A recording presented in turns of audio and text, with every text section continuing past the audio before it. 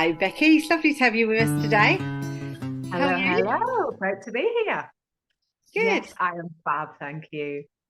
So, we've got with us today is Becky's from Elements of Nutrition, and she's going to talk to us a little bit about nutrition and how it works within the body. But before we get into all of that, tell us a little bit about you and really what made you become a nutritionist. Ooh, a little bit about me.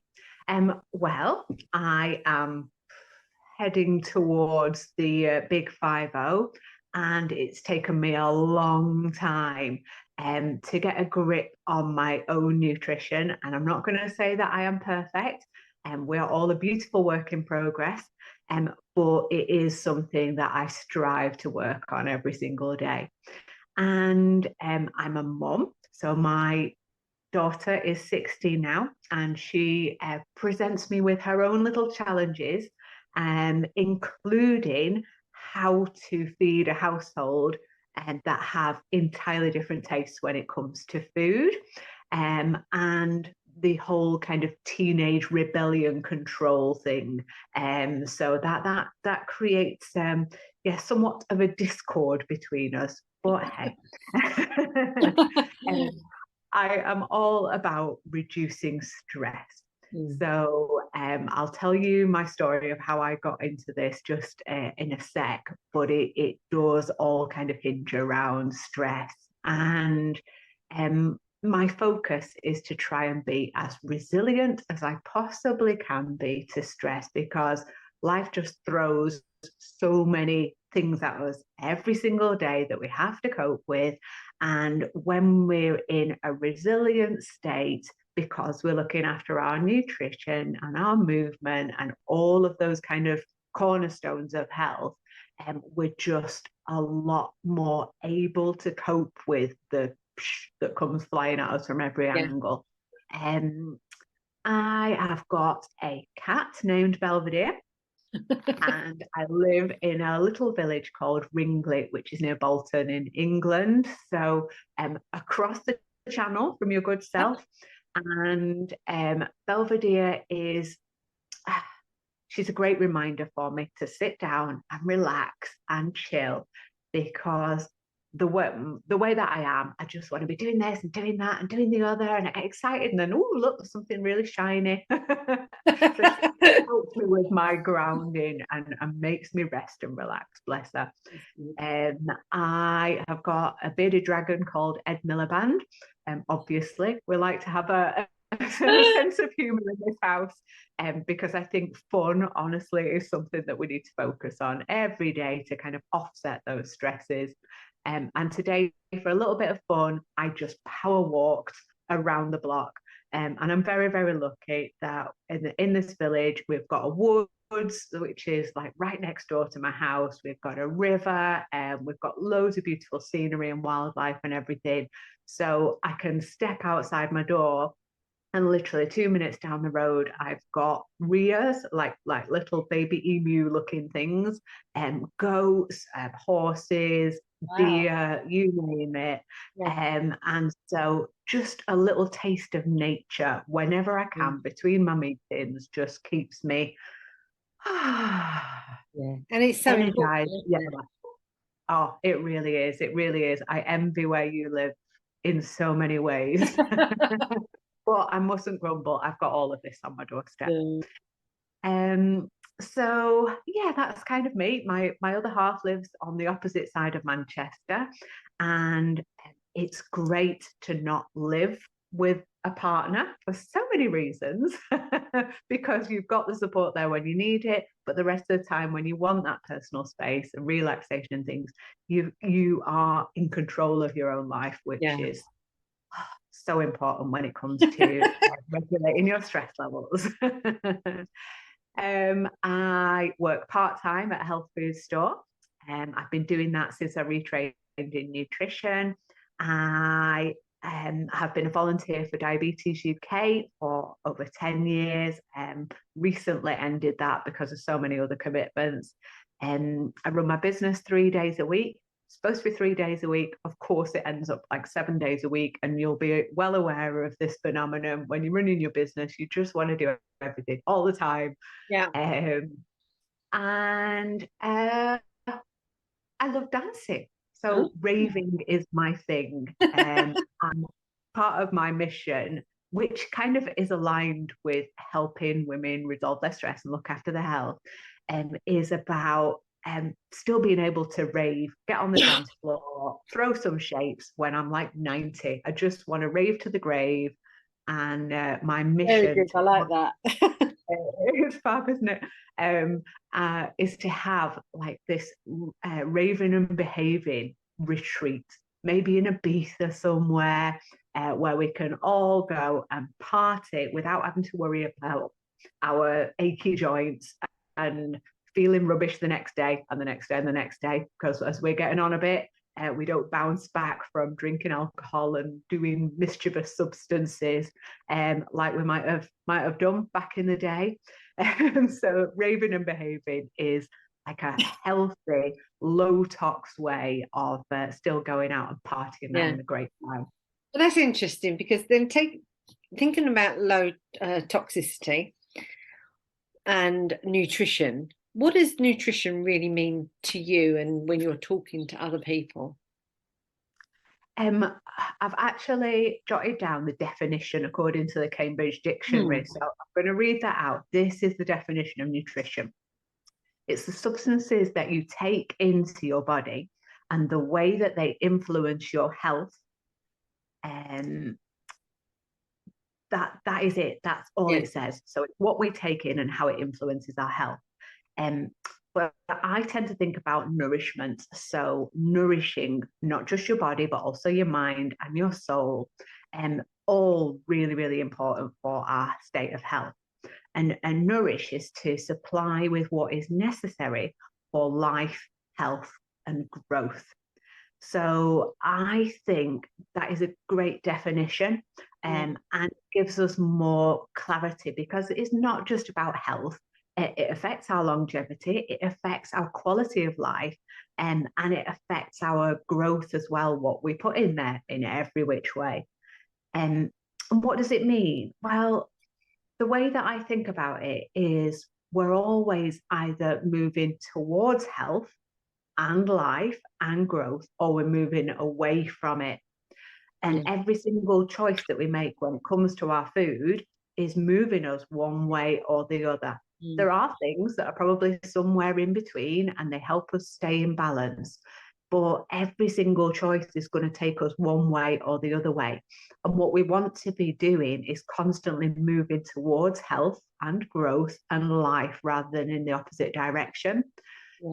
So I hugely believe that everything in life is about balance. It is about staying in that perfect balance. That's interesting, because that sort of leads me to my other question I was thinking about, is obviously people talk about bad nutrition. So instead of it going the other way to what you were saying, what sort of things would come to your mind that would be leading people in that opposite direction and not keeping that balance? So the things that tend to move us away from are toxicity that we've mentioned already. So toxins from our food, from our water supply, all of those things move us away from health. And things like sugar. So sugar and refined carbohydrates. So the white flour and sugar combination that we find in so many processed foods these days move us away from health. And then the ultra processed food itself, so anything that has been so highly processed that you can't actually tell that it's food anymore. It doesn't look like how it would come from the ground or the tree or whatever.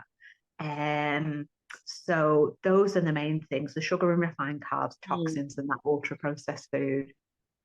That's interesting, because then I suppose when you think about that, a lot of people, although they know they're in there, they don't realise how much those things actually have such an impact on their health, because they think, oh, well, I'm just going out, I'm going to eat this, or I've got a packet meal tonight, or whatever, but don't realise actually it might look like a, your 5 a day and your bit of meat and your potato and your veg, but actually it's not, because there's a lot of other stuff that's in there that they're not just really taking any notice of, because not everybody sits and reads the label, do they, and see what's in it. No, no, most people don't.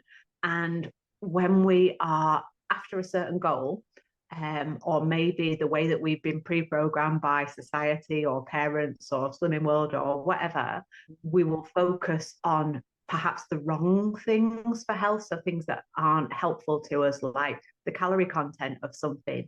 And some of these ultra processed meals are designed to be low fat and at low calorie and all of those things. But the reality is they're so kind of toxic to our system. Our body doesn't know what to do with them.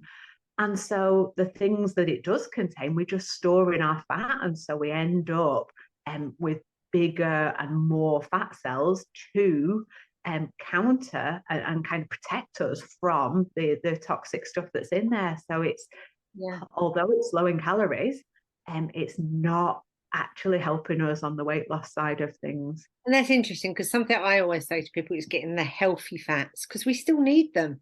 So people tend to think, oh, we cut all the fats out, but actually no, there's an awful lot that are so beneficial, aren't there? Absolutely, there are. So the things that move us towards health would be things like your good fats. They're essential. Every meal, every snack, to have some kind of good fat in there, because it keeps us feeling fuller for longer. It's part of our cellular structure. It's part of our brain. It's part of our skin. It's everything. We need it for good brain health, healthy cholesterol, good heart health, all of that good stuff. We also need our veggies, of course. So our veggies and our fruit can usually move us towards health, and they should form the biggest part of our diet, really. And then our water. So good quality water, and plenty of it, moves us towards health. As an alternative to some of our other things, our diet drinks and stuff like that. And quality protein, so making sure that we get adequate amounts of protein for our needs. That's interesting. We'll come back to that one in a minute, but I was just thinking, so if you were somebody who's not really thought about nutrition comes along, how would you guide them, or what would you get them to consider just to start considering nutrition in their lifestyle? That's a good question, actually, because we're all on spectrum when it comes to nutrition and how we look after ourselves. And some people really are at the very start of our journey. And it's more rare these days. And for that, I am thankful. A lot of people have started to get into learning about nutrition a bit more, which is amazing.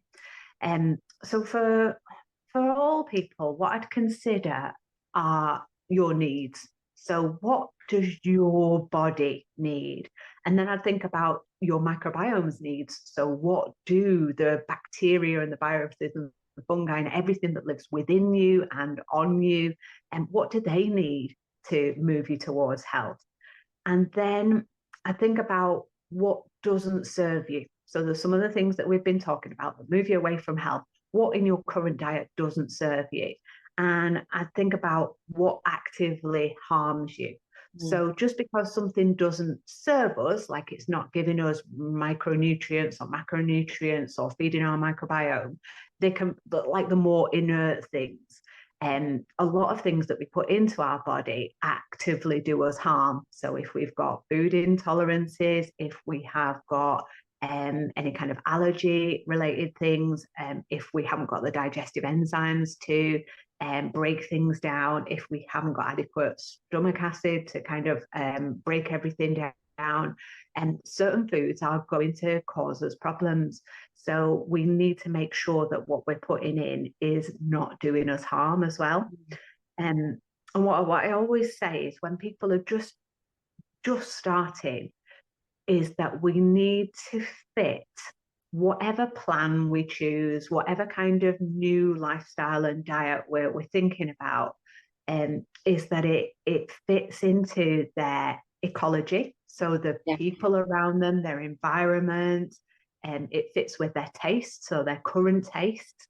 Because if I say to somebody, well, you're going to have to eat 15 kilos of broccoli a day for the next 3 weeks, and they hate broccoli, I'm not going to be there. I'm not going to be a fan. They're not going to be a fan of me, should I say? They need to make sure that their new kind of diet and lifestyle fits their abilities. So if Yeah. they can't cook anything to begin with, and I'm expecting them to cook everything from scratch 7 times a week, they're gonna kick back against that. It's going to be a struggle for them. And it also needs to fit their lifestyle. So if they are a busy mom in business, they've literally got 20 minutes to make something. If I create them a 3-course meal menu that takes an hour and a half to do, they're simply just not going to do it. It's like setting them up to fail, isn't it? If you don't take those into consideration. Yeah. Exactly. So beginning with those, beginning where they're at, I think is so important. But all of those things can change. Once they have made a few little baby changes, they're in a much better place to build on that and build on that and build on that and change their taste buds, which we can do, and change their lifestyle gradually, and even change their ecology, which if we're of a fixed mindset, we think that we're stuck with our situation. But the reality is we can change a lot around us to help serve us better in terms of nutrition. So that's what I would recommend. Yeah, that's really interesting. So just to sum it up, really, what sort of tips would you give people just now that are listening? Just what are some quick and easy tips just to get them to think about those right solutions? Yeah. So the kind of plan that I devised is based around the M's of nutrition. And the idea behind it is that it covers all those cornerstones of health that we need to keep in balance.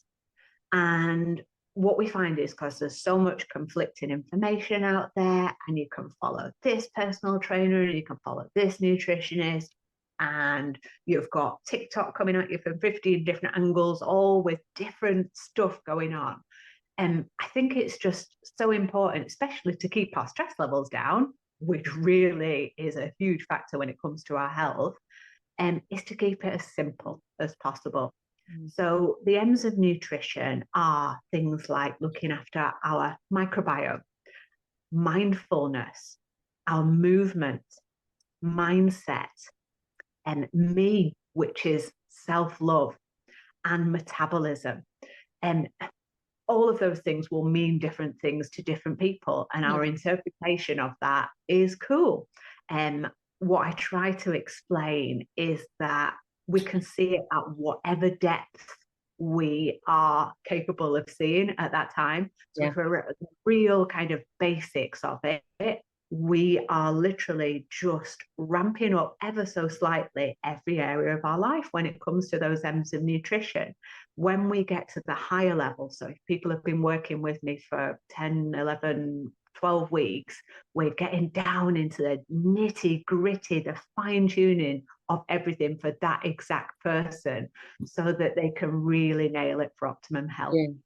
That's excellent, Beccy. And I thought what we could do is next time we chat, maybe we can talk about those good fats, and then also maybe we can talk about the refined things like the white sugars and the white flours and why you're saying we should avoid them. So thanks for joining us today. That's really been a great insight into nutrition, and hopefully people have got some tips there that they can take away. But to think about the M's of nutrition, I think was a really nice way of summing up that it's not just what we eat, but there's so many other elements to our nutrition, because we're talking about healthy lifestyle.